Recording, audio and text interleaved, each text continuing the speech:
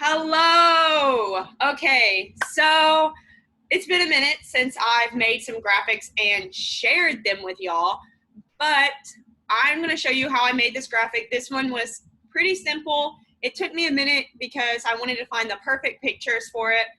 These are all pictures that I took, so I had them on file, but this is a baseball graphic and it is dedicated to just one player. So you could post these if you are introducing a player or if you want to somehow highlight a statistic of his or whatever it may be. You can do this for any sport, so don't just categorize it to specifically baseball.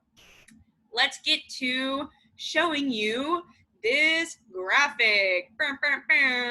Okay, let's see. I gotta share my screen. Okay, so here it is. Beautiful. This was an idea that I saw that TCU made, and I'm gonna explain to you, break it down real quick, how I made it. Super easy, super simple, but prior to making it, you need to have your pictures already picked out. So you can go through, if you have pictures divided up by each player, you can go and look. Also, this I think is big key to make before making this. Somehow you need to have all your players sign their name on a piece of white paper in black ink or so, and then you can put that onto your computer. What I did to make it easier, because I don't have access to any of their signatures because we didn't ask for them, I would message each player and say, hey, send me a picture of your signature, write your name on a blank white piece of paper, use your phone camera with flash, take a picture and send it to me. And then I'll show you how I went in and edited. So to begin, you have to find a background photo, which is this photo of Adrian right here. So you find this photo, you then bring it to your document or your graphic, put it on there. You're gonna want it to get it to the size that you want. Let me pull up my layers on here. Bum, bum, bum, bum, bum, bum, bum, bum, bum, bum, bum. Okay, so you're then going to have it as your first layer. I went and positioned it the way I wanted to. I then brought in a rectangle, made it the color I want, because then it then goes and puts this layer of colored purple on it. Because if we take away this layer, let me unlock it and show you, it's just a normal photo. I also edited the photo to where he popped with the purple on. I then have this dark leather right here. If you can see, that's the texture. That was a texture that I downloaded for free off of Google. I can put the name of the link where you can download textures like that. I'll put the link in the description for the video. I then drag that on top. If you can see here, I'm going to remove these two layers.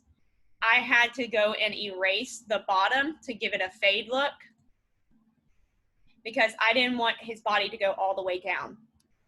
I then brought in, where is it at? Up here. This photo, which is of him. He's the catcher. So I had brought it into a new layer, which would be like up here. I would just drag it in. I then cut him out. If you see, this is another layer. So what I did when I did that, if you can see, well, actually, no. Okay, let me see something real quick. No, that's a blank. Say I was to bring him in. Let me show you real quick. Let me pause it. Up, up, up, up, up.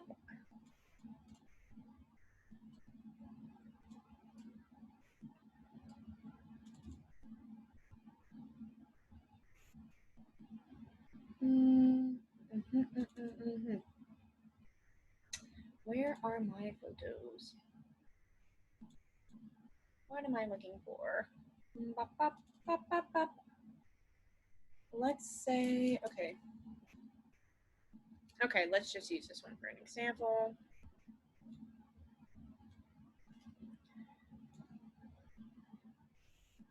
Okay, say I wanted to cut him out. What I would do is, I do have a video of how to cut things out. I'd create this another layer, get rid of this one. Where is it at? As I'd go and cut him out, what? Not what I wanted. Wrong tool. As I go and cut him out, let's just say I get what I want. Let's just say this is what I'm cutting out. I'm doing this, I'm not doing it perfectly, but let's just say this is what I wanted to cut out. Of course, the perfectionist in me is like, you have to get it perfect, but reality, this is just an example. Okay, say I cut this out. And I then go to select and mask, which is gonna bring this over here. You're gonna highlight the whole thing that you cut out. You can then go over here and smooth it out. You can't really tell, but smoothing it, hold on, let me make this smaller. This is really bothering me. Okay, there we go. Smoothing it out is gonna smooth out the edges. As you can see, look down here at his elbow. Smooth, oh, smooth, not smooth. You can adjust that.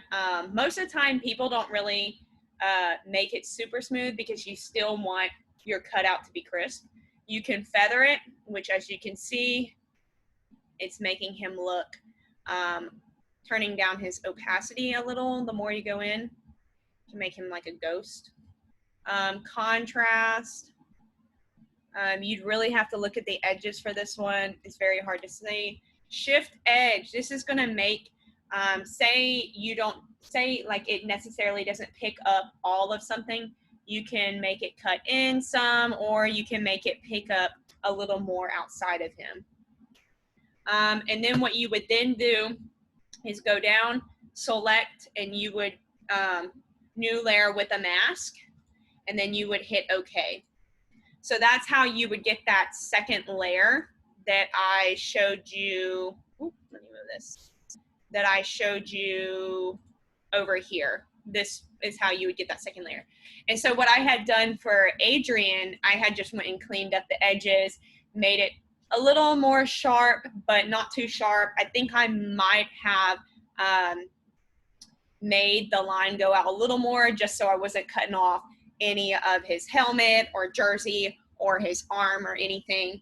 But anyways, I pulled him and put him over here. He is on top of all these other layers. I then gave him some shadow. I'm gonna remove him for a second, and you can see down here, this is shadow.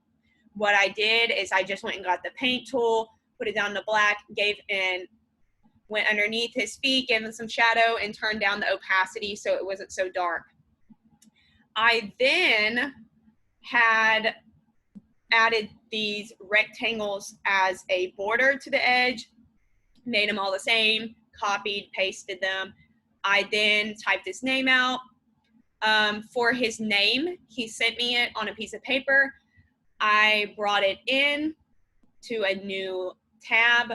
I then cut it out, how I showed you about the last guy, cut it out. And I even made a video on how to cut out. I think it's on my YouTube channel. Cut it out, and then I changed the color.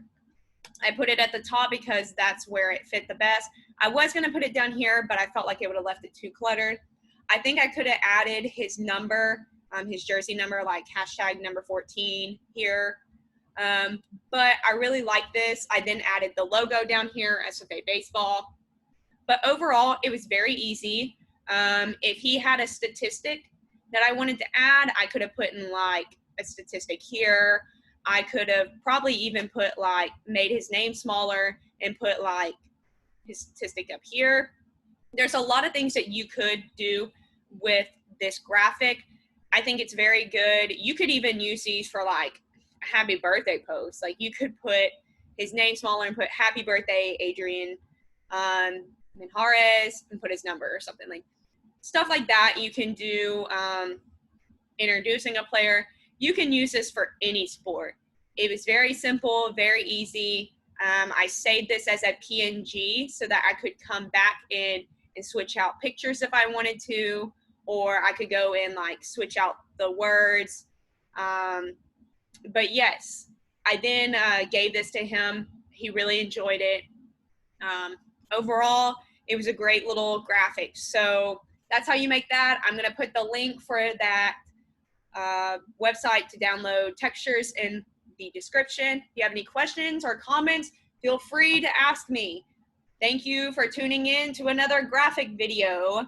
Now I'm gonna stop sharing the screen and I will talk to y'all later. Bye.